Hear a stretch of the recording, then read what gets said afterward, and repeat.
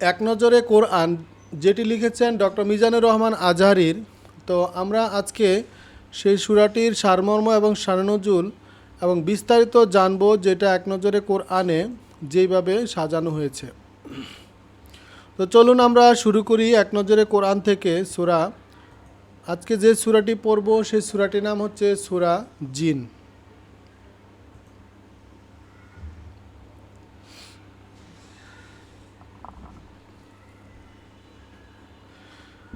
এক নজরে কোরআন তারতিবিল নুজুল অর্থাৎ নাজিলের ধারাবাহিকতা তথা কোন সূরার পর নাজিল হয়েছে তা বিবেচনায় এটি হচ্ছে 40তম সূরা। এর আগের সূরা হচ্ছে সূরা আরাফ, আর পরের সূরা হচ্ছে ইয়াসিন।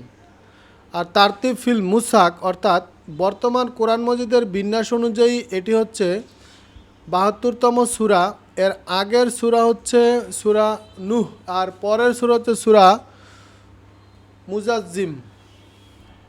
তো এক নজরে কোরআনে সূরা জিনের এটি হিজরতের 2-1 বছর আগে নাজিল হয়েছে, তাই এটি হচ্ছে মাক্কি যুগী সূরা।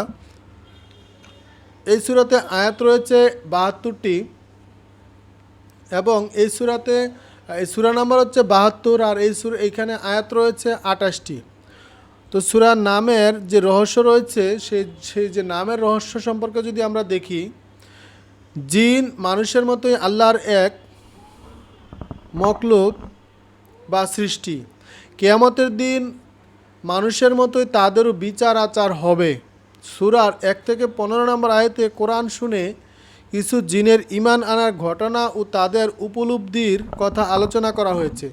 সেখান থেকে নাম রাখা হয়েছে এই সূরার নাম সূরা জিন। তো এই সূরার যে মেজর থিম রয়েছে, 1 নম্বর হচ্ছে ইসলামের ব্যাপারে জিনদের আলোচনা, 2 নম্বর হচ্ছে দিন গ্রহণ করার জন্য জিনদের এক দলের প্রতি আরেক দলের আহ্বান জানানো, 3 নম্বর হচ্ছে মানুষের মতো জিনদের দুইটি ক্যাটাগরিতে বিশ্বাসী এবং অবিশ্বাসী। সূরা এক নজরে কোরআনে সূরা জিনের শুরু এবং শেষের যে সম্পর্ক রয়েছে, সূরার প্রথমে আয়াতে আল্লাহ তাআলা বলেছেন, বলো আমাকে ওহীর মাধ্যমে জানানো হয়েছে জিনের একটি দল মনোযোগ দিয়ে শুনে বলেছে, অর্থাৎ যখন জিনরা শুনছিল তখন নবীজি তাদের দেখতে পাননি। মানে জিন বিষয়ক জ্ঞান হলো অদৃশ্য জগতের জ্ঞান, আর এমন জ্ঞান সম্পর্কে আল্লাহ এই সূরাটির শেষে বলেছেন, অদৃশ্য জগতের জ্ঞান তিনি কারো কাছে প্রকাশ করেন না, তবে তিনি যাকে বার্তাবাহক মনোনীত করেন তার বিষয়টি হচ্ছে আলাদা। আর এই সূরার অন্য সূরার সাথে যে সম্পর্ক, এই সূরার আগের সূরা হলো সূরা নূহ, আর সূরার নূহ থেকে বোঝা যায় নূহ আলাইহিস সালামের জাতির খুব অল্প সংখ্যক লোক তার কথা ঈমান এনেছিল, আর রাসূল সাল্লাল্লাহু আলাইহি সাল্লাম এর তিলাওয়াত শুনে যে অল্প কয়েকজন জিন ঈমান এনেছিল সূরা জিন থেকেই পরিষ্কার। তো শানে নজুল হচ্ছে রাসূল সাল্লাল্লাহু আলাইহি সাল্লাম এর নবুয়তের আগে আসমানে জিনদের আনাগোনা লেগেই থাকতো রাত দিন। ফেরেশতারা নানা বিষয়ে নিজেদের মধ্যে কথাবার্তা বলতেন, আর জিনেরা সেগুলো আকাশে আড়ি পেতে শুনত। তবে হঠাৎ একদিন তারা দেখতে পেল আকাশে কঠোর পাহারা বসানো হয়েছে, আর আকাশের দিকে উঠতে গেলেই তাদের দিকে ছুটে আসছে উল্কাপিণ্ড। অবস্থা বেগতিক দেখে সেখান থেকে কেটে পড়ে সবাই, কিন্তু এরপরও বার কয়েক চেষ্টা করে তারা, তবে প্রতিবারই ব্যর্থ হয়। তখন তারা বুঝতে পারে নিশ্চয়ই পৃথিবীতে এমন কিছু ঘটেছে যার জন্য আসমানে যাওয়া যাচ্ছে না। তারা নেমে পড়ল অভিযানে, সারা পৃথিবী চষে বেড়াতে লাগলো। খুঁজতে খুঁজতে পৌঁছালো নাখলা নামক এলাকায়। জায়গাটি মক্কা থেকে খুব বেশি দূরে ছিল না। সেখানে পৌঁছে তারা নবীজির কণ্ঠে কোরআন তেলাওয়াত শুনতে পায়, আর সাথে সাথেই তাদের মন এই বলে সায় দেয় যে ওই বাণী অবশ্যই আল্লাহর পক্ষ থেকে নাজিল হয়েছে, আর এই তিলাওয়াতকারী নিশ্চয়ই আল্লাহর বার্তাবাহক।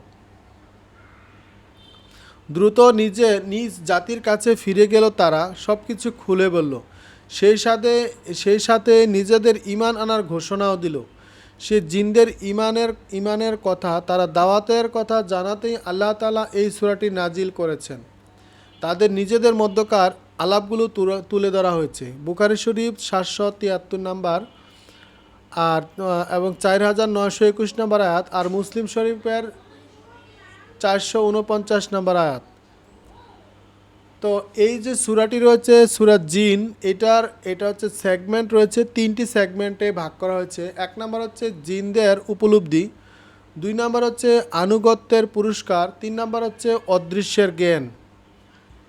রাসূল সাল্লাল্লাহু আলাইহি সাল্লামের কণ্ঠে কোরআন শুনে জিনরা আর সাথে সাথে তারা তো সত্য বলে মেনে নেয় এবং নবীজির উপর ঈমান আনে। সামষ্টিকভাবে আল্লাহর পথে অটল থাকলে আল্লাহ জীবিকায় প্রাচুর্য দেন। সূরার শেষ অংশে জানানো হয় অদৃশ্য বা গায়েবের জ্ঞান একমাত্র আল্লাহরই কাছে, তিনি ছাড়া আর কেউই জানেন না। তো এই সূরার যে ফজিলত সম্পর্কে বলা হয়েছে, সূরা জিন মুফাসসাল সূরাগুলোর অন্তর্গত এইসব সূরা সম্পর্কে নবী সাল্লাল্লাহু আলাইহি সাল্লাম বলেছেন, মুফাসসাল সূরাগুলোর মধ্যে আমাকে অন্যান্য নবীদের চেয়ে অধিক মর্যাদা দেওয়া হয়েছে। আহমেদ আল মুসনাদ 16982। কজ অ্যান্ড ইফেক্ট, কোরআন তেলাওয়াত করে দুষ্ট জিনসহ সকল সৃষ্টির অনিষ্ট থেকে আল্লাহর কাছে আশ্রয় চাইতে হবে। এটি যেমন মনের জোর বাড়াবে, তেমনি মনে করিয়ে দেবে আল্লাহই প্রকৃত আশ্রয়দাতা। এক নজরে কোরআনে আমরা শুনছি সূরা জিন। তো এটির হচ্ছে গতিপথ এবং সেন্ট্রাল থিম সম্পর্কে যেইভাবে বর্ণনা করা হয়েছে, সেন্ট্রাল থিম হচ্ছে হিদায়াতের ক্ষেত্রে কোরআনের ভূমিকা সম্পর্কে আলোচনা করা হয়েছে।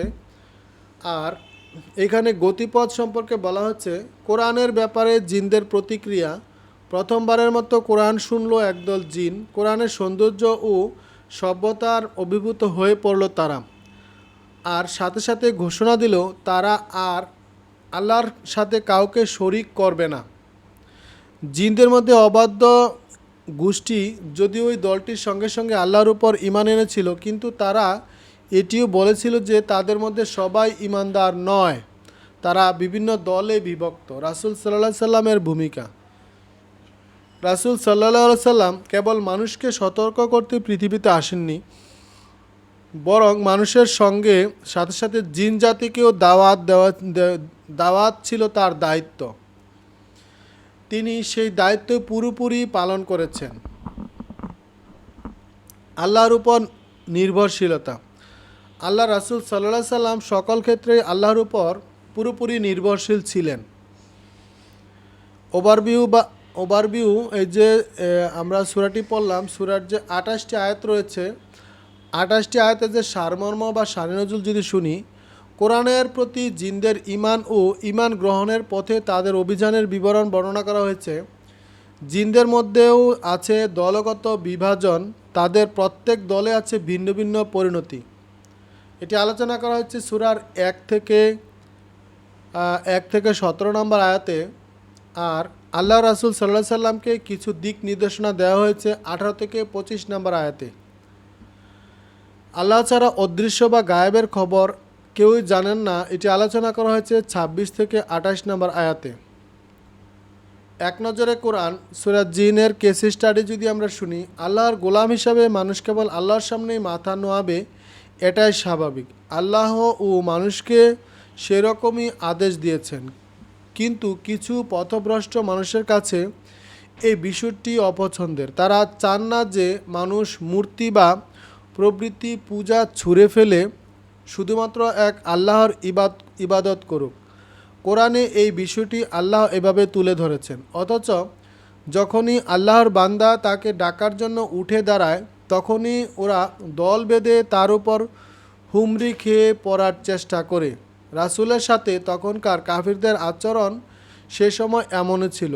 আজও আপনি কোরআনের এই আয়াতের সাথে বর্তমানকে মিলিয়ে নিন, দেখুন তো আজকের দিনেও যদি কেউ এক মনে আল্লাহর গোলামি করতে চায়, আল্লাহর বাণী কোনো হেরফের না করে মানুষের মাঝে পৌঁছে দিতে চায়, তাহলে তার দশা কেমন হবে। তাই এই সূরার 17 নম্বর আয়াতটি নিয়ে আমাদের চিন্তার দুয়াশারকে প্রসারিত করা উচিত, বর্তমানের সাথে মিলিয়ে নিজেদের করণীয় ঠিক করা উচিত। ইবনে কাসির তাফসির হচ্ছে 7-401 নম্বর। রিফ্লেকশন বা তাদাব্বুর। এই সূরার শুরুতে 1 থেকে 2 নম্বর আয়াতে বর্ণনা করা হয়েছে, জিনদের একটি দল মনোযোগ দিয়ে শুনে বলেছে, নিঃসন্দেহে আমরা এক বিস্ময়কর কোরআন শুনেছি যা সঠিক পথ দেখায়, তাই আমরা একে সত্য বলে মেনে নিয়েছি। আমরা কিছুতেই আমাদের রবের সঙ্গে কাউকে শরিক করব না। সুবাহান আল্লাহ। মাত্র একবার ও অল্প কিছু আয়াত শুনেই কোরআনের মিষ্টতা আর ইমানের স্বাদ তারা পেয়ে গেল। আল্লাহর প্রতি ঈমান এনে নিজ সম্প্রদায়কেও সে পথে আহ্বান করতে শুরু করলো। এই ঘটনাটা মানুষের মধ্যে যারা কুফরি করে তাদের জন্য চরম শিক্ষণীয়। জিনরা তাদের বুদ্ধি দিয়ে বুঝে ফেললো এটা আল্লাহর কালাম, আর মানুষ মহাকাশে যাবার যন্ত্র আবিষ্কার করেও কিনা বুঝতে পারলো না মহাবিশ্ব চলছে আল্লাহর নির্দেশে। আফসোস তাদের জন্য, জিন জাতি উপকৃত হতে পারলো, কিন্তু কুফরে আচ্ছন্ন মানুষগুলো কোরআন থেকে উপকৃত হতে পারল না। দেখুন শাওকানি ও ফাতহুল কাদির 5/364 নম্বর আয়াতে, তারা ঠিক পথে অটল থাকলে অবশ্যই আমি তাদেরকে বিপুল পরিমাণ পানি পান করাবো। 16 নম্বর আয়াতটিকে খেয়াল করুন, তারা দিনের পথে অবিচল থাকলে প্রচুর নিয়ামত দেওয়ার কথা না বলে প্রচুর পানি পান করানোর কথা বলা হয়েছে। অর্থাৎ কারণটা হলো জীবিকা এবং যাবতীয় কল্যাণ পানির উপর নির্ভরশীল। পানি থাকলেই তো নিয়ামত ভরে উঠবে জমিন, গড়ে উঠবে জনপদের পর জনপদ। যদি পানি না থাকে সব কিছু বেকার হয়ে পড়বে। যেদিনই দেখবে কারিগরি সম্পদ, সেখানেই দেখবেন পানি যোগান রয়েছে ঢের। পানি ছাড়া জীবন অর্থহীন। আয়াতে প্রচুর পানি শব্দটি আসলে জীবিকার প্রাচুর্য বোঝাতে রূপক অর্থে ব্যবহার হয়েছে। সুতরাং আপনি যদি বাড়ি